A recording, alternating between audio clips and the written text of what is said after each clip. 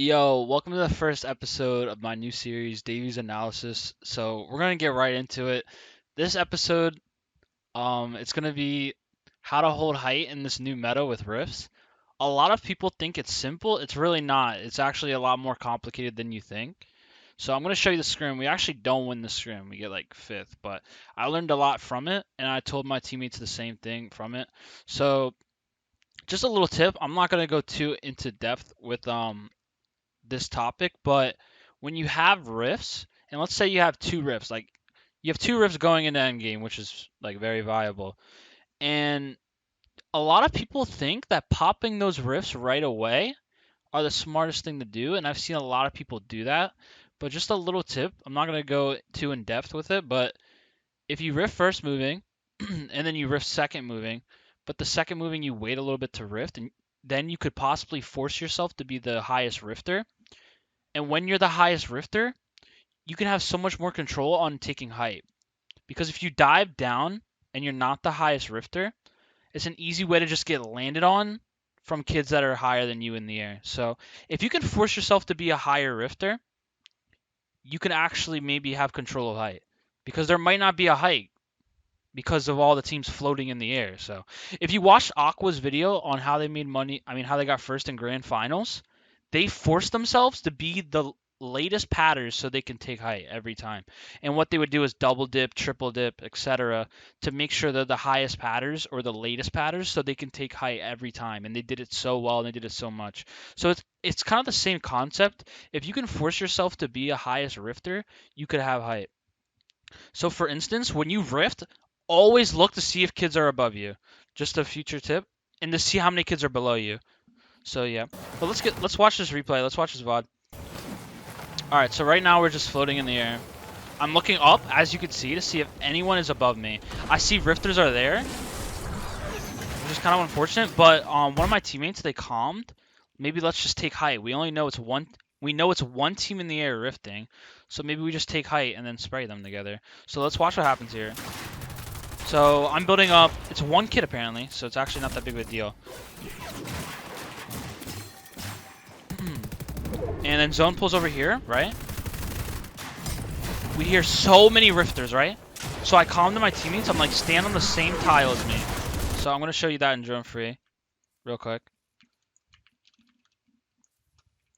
So as you can see, we're all on the same tile. So if one of these idiots over here in the sky, if they want to land on us, they're going to die. Because all three of us are literally like ready for it. We're like, come, please land on us. Like, we're going to shit on you. And no good players are going to land on us if we're positioned like this on height. It's being on the same tile. It's really important. Here's the only issue with this, though. If there's a second height that looks up at the right time and has like an angle on us shooting up in the air and fries us, that's when we're in trouble as well. So I'm going to tell you what goes wrong with this, right? Oh, my fault. So here's what I learned in this meta, Rift meta. When someone is fighting for you for height, right? If you're fighting someone for height, your game's already over. I'm not going to lie to you. If you are PGing in the sky for height, or if you're in a 3v3 in the sky for height, any scenario where you're fighting on height, your game is over. So as soon as someone goes up for you on height, you need to give it up instantly. And the reason is, if you start fighting another trio with your trio, there's going to be rifters in the air that are going to dive down on one of you guys, isolate you, kill you, and then the new team is going to get height for free. And the teams that are fighting, they're going to lose height because they know a new team landed on it. They know that team's probably stacked. They're landing on height. They just got a kill. They just got a body. So they're going to be the team on height. So as soon as someone starts fighting for height, you need to just give it up instantly. Because theoretically, right, I guess you could shit on the team you're fighting, spray the rifters off this, like out of the sky, and spray the kids second height under you, but I feel like that's too much of a task, right? So maybe it's just better to just give it up at a certain point if you're fighting and griefing for height, because you're just going to get landed on and taken advantage of by rifters. So it's too hard of a task in my opinion. So, but yeah, second height just starts peaching us for it. They're drones. We have no clue why. And then we just get landed on by rifters while we're peaching. Like, this kid's going up on me, and then there's a kid in my box, and then I'm dead. Like, yeah, I kind of droned out, but Still, it's just the principle as well. I feel like, yeah, see, there's a whole new team on height. They clutch up 5th here, which is not bad. Encrypted's crazy. But the point is, like, it just probably isn't worth fighting for height with rifters in the air. It's just too much you have to control that's out of your control. So that's one thing I learned from playing height. But I'm not gonna lie, there might be one way that you can like ramp a team that's trying to ramp under you and hold height and avoid rifters, and I'll show you guys right now in a second. Alright, so this is the best sketch I can do right now. Hold on, where's the pencil at, bro? Pencil, alright. Alright, so this is the best example I can give you. So this is high ground right here. This is your height. You have a cone here, and then metal stairs up, right? And then you got all these teams just tarping under you and stuff, like, you know, playing end game. This is your mid ground layer right here, and then you got low ground down here, etc.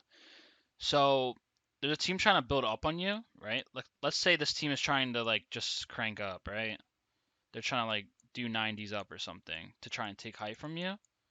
The only thing I can think of that can possibly work is that your whole trio decides to ramp up together on the same tile.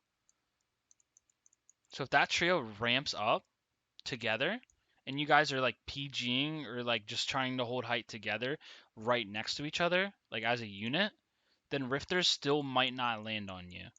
The kids that are floating in the sky. That's a theory that I have that's like untested in game. I've never tried it out before, but I just wanted to let you guys know like my thoughts on that. So potentially you could maintain height if kids are trying to go up for you and fight for it if you guys are together. Rifters, they like to isolate people. So if they see one of you guys like far away from your two teammates, then they're just going to land on you and kill this kid instantly, and you're going to be forced to drop. And then the other team that wants height, they're going to be forced to drop as well because they know a new team landed on it. So, yeah, this is a theory I have. It's not tested, but, you know, it could be a way you could hold height properly this meta, but I know, like, giving it up easily might be the play. But also, I think the teams that will succeed the most, the teams that are not afraid to hold it and know what they're doing. So, I think you should not be scared to hold height in this meta. You just have to know what you're doing, and hopefully this video helped you. Alright, so I have another replay to show you guys now, but it's actually good players. So you have Reverse and Reciprocal. They won the first game of the test event finals, and I wanted to show you their game because I know they won on height. And this is the meta where it's just rifts. There's no shockwaves. Like, this is a test event with the current meta right now. So let's go over it and watch what Reverse does. He also frags out as well. So let's see. They're 200 below Surge, so he knows they're going to have to go for a power play for Surge so they don't get ticked. I like this a lot. It's a free pump on Kaz. Kaz is unaware, just spraying out in the open. It's a big misplay. And now Reverse realizes there's no one on height. A lot of times, height is going to be free. People are too scared to take it. So we have Pink and Clips on the other side trying to take it, but they give it up. Now there's Rifters in the air right now, and I'm sure they hear it.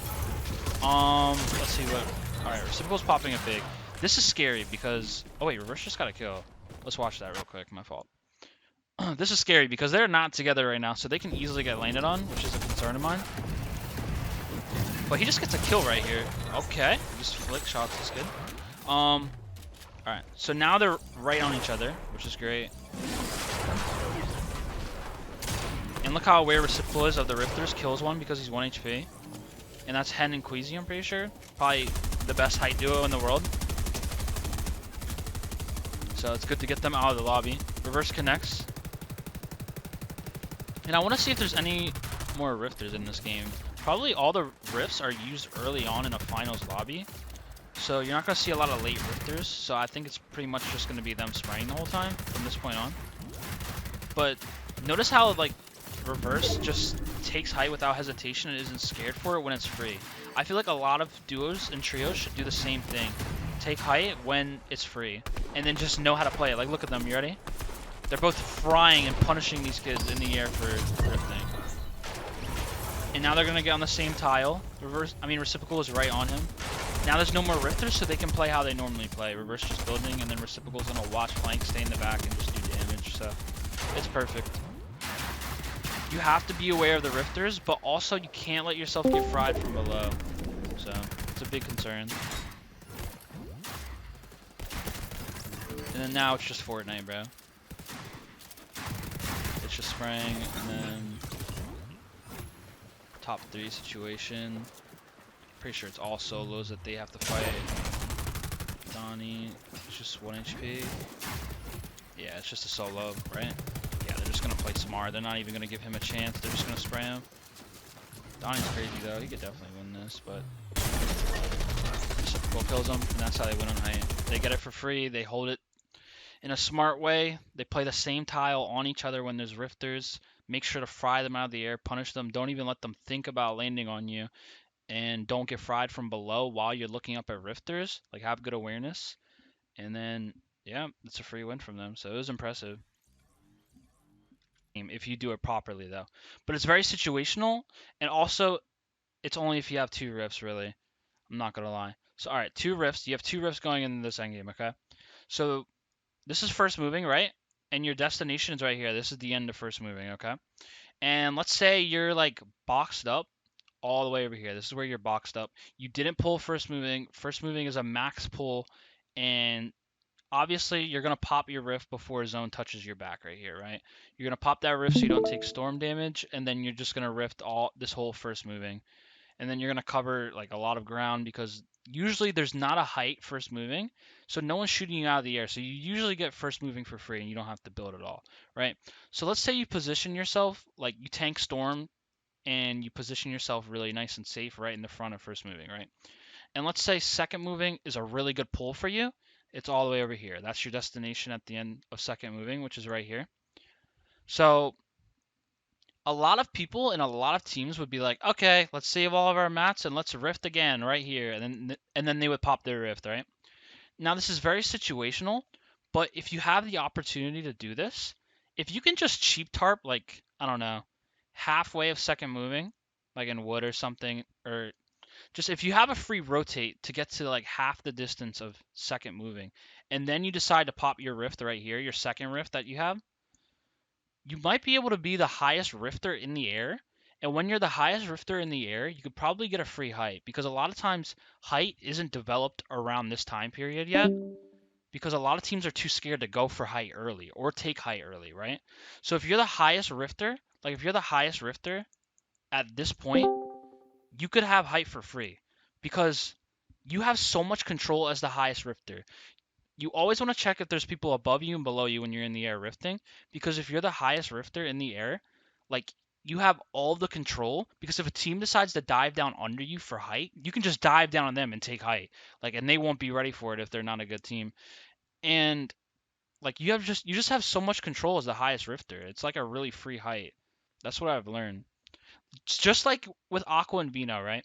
If you watch their grand finals video, I already said this, I'm gonna say it again. Watch their grand finals video. They posted it on YouTube. Aqua posted it on YouTube. I learned so much. He double dips, triple dips until he's the highest patter. And when he's the highest patter, he lands on height. He'll land on a kid, or sometimes most of the time it was just free for him, like no one was on height. So it's the same rules apply for rifting as well. If you're the highest rifter, you get so much of an advantage, right? So yeah, if you could save your rift, like your second rift, for as long as you can though, you don't force it. Like as soon as you get in a bad situation, like a bad predicament, a bad spot, you can't like rotate it anymore, then just pop your rift. Like obviously, like if you have like a bad pull, like let's say second zone pulled like this, right? This is your second moving. It pulled this way, and you're all the way back here, so you have to rotate so far. Just pop the rift. Like it's probably not even worth trying to save the rift. But if you get a good second moving where you can just tarp a little bit and get away with wasting some mats to be the highest rifter, do that because then you'll probably place higher in that game as well. So yeah, that's my advice. Test it out in scrims. I tested it out myself, but yeah, that's it. All right, last but not least, yo, thanks for tuning in, watching the video this long. If you made it this long, type Davey VODs in the comments below so I know you watched the full video through, so I know that you're a real one. Um, this is the last thing I want to show you guys, and then I'm gonna end the video. So I was having a conversation with my friend TS. We like go over strats together, and I just wanted to give you guys the reasons on why you need to look at where you're located in the sky as a rifter, and this is the reasons why. Okay. One, you need to pick a safe spot to land, okay? So if you see a lot of kids are above you when you're rifting, like there's a lot of high rifters above you, that means you have to pick an even safer spot than you normally would because all those kids can potentially land on you. So honestly, the best thing that I've learned is that dive down and tank storm, bro, to land safe because kids aren't gonna die when you in storm. Tank storm. If you have some whites, use your whites to tank storm, box safe, and pick a safe spot to land. Why would kids land on you though? Kids will land on you because they're either one, they're down bad, they need loot, so they're gonna go for a 50-50 like power play to try and kill you. Or number two is that they need surge, so they're 200, 300 below in surge, and they need to get surge instantly, so they're just gonna dive on you. So, yeah, really important reason. Number two, you can have a free height if one isn't established. So, like I said, if you're the highest rifter, you can have a free height if it isn't established. So, and then number three, you can land on a kid under you if it's a solo, like double land on him. So, if you see a solo under you, bro, why wouldn't you just double land on him, you know? So, that's another reason as well. So, yeah, those are really important reasons why you always need to check at where you're placed in the sky as a rifter. And also, last but not least, $3 buy-in for my Discord called Davey's VODs, and I'm always working hard to put in information that will help you improve. My personal favorite is Scented Wise Words. I feel like Scented taught me so much from his VOD review stream. Also, Vino's thoughts are really good. Learned a lot from him. Um, but yeah, $3 buy-in for my Discord. My Twitter is at DavyTV underscore. So DM me on Twitter if you want to join the Discord. I accept Cash App or PayPal. It's just a $3 buy-in, and that's it. There's a lot of pros in here as well. Also, the FNCS winner, Bila, DM'd me and asked to join as well. So yeah, just DM me on Twitter. $3, that's it, to help you improve. But yeah, hope you guys enjoyed the video. Peace.